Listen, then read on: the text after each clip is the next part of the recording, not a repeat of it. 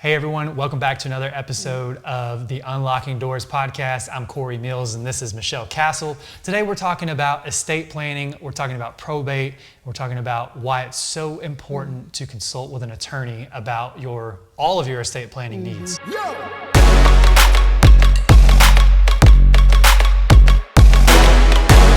So to get started, I guess we could share some of our experiences in that. Yes, but I was trying to think, what would a scenario be where you wouldn't want to, or you really don't need to have your assets, your directive on what you want done with your assets upon death. I guess if you don't own any real estate and you have no money in a bank account, is that the only time? Yeah, maybe if you don't own anything. If you don't own anything. So really everybody needs, this is for everybody. So everybody needs a will. Everybody needs this. So when it comes to estate planning, and I'm going to use this example. Okay. I was in a Facebook group the other day and somebody said you can do it on your own. Okay. You don't need to hire an attorney. Okay. And you can go on LegalZoom or whatever. Okay. I cannot tell you how many transactions I've had where they've gone to LegalZoom, they've created their own will, it wasn't probated, the verbiage was incorrect. Like there's so many variables and check boxes that weren't checked because they didn't hire a professional. And whenever, unfortunately, somebody passes away and you either go to sell that asset or get a new loan on the asset or whatever it may be, there's all kinds of issues with probate. And so your equity can be locked up in a property, your family can't move on from a property that they might want to just part ways with. Well, just think about, I think about how if you don't handle, if you were consulting an attorney, they're probably going to tell you to have some joint ownership of bank accounts, right?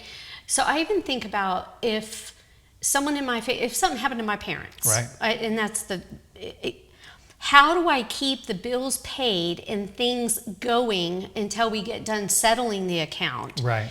If there is not some kind of directive, some kind of legal documentation put in place so I can keep things going while we're settling an estate.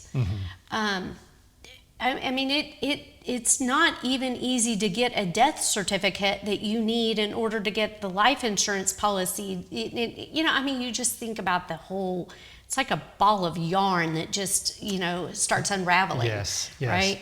Absolutely. You and I see it on real estate transactions.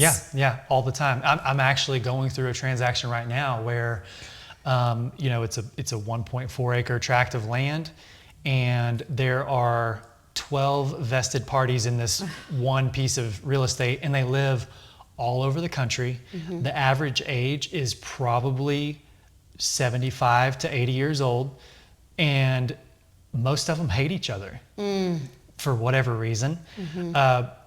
This all could have been very easily settled up if there were a will in place, if it had been probated, and you had an executor. And there was some clear directives on what's going to happen to that property and who's going to be in charge.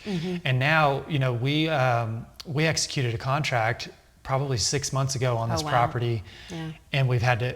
I've been in several Zoom probate hearings with various, and one of the people has a receiver because they're incapacitated.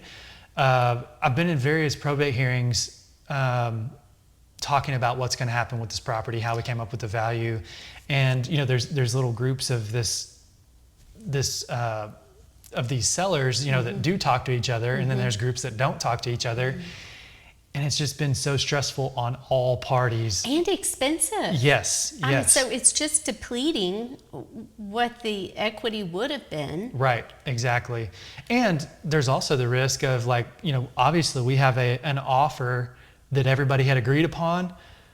There's a certain point where a buyer says, look, enough is enough. Luckily with this buyer and their agent, he's been great to work with, which we set the expectation up front of what it's going to look like because we knew that there were 12 parties that had to sign and that they didn't like each other. We set that expectation, but he very well could have walked away and then we're back to square one. Then you have to start all over again. Yeah. Agree on a sales price. Well, I have another situation where I have the daughter, who was the caretaker for her dad, that lived in the house, took care of dad, and was supposed to have inherited the property. Right. Instead, a change was made at the last minute, and now she's not inheriting 100% of the property. She's living in the home, has nowhere else to go. Right. She's maintaining the home, she's making the payment on the home. But because there wasn't a clear directive, and she wasn't aware of recent changes, right, it's a big mess. Right. And I just see so many of those situations where it could have been prevented. Yeah. Yeah. It didn't have to be like it is. Right. And if you just go ahead and spend the money to sit down with an attorney and let them know how you want your division of your assets, or how you want your assets divided out. Yeah. And it's tough to think about that whenever you're, even for somebody who's younger like ourselves. And thank you. Appreciate that. somebody who's younger, who's like, well, I'll deal with that whenever I'm 80 years old or whatever. Like, it's not a problem for me right now. But the reality is, you don't know.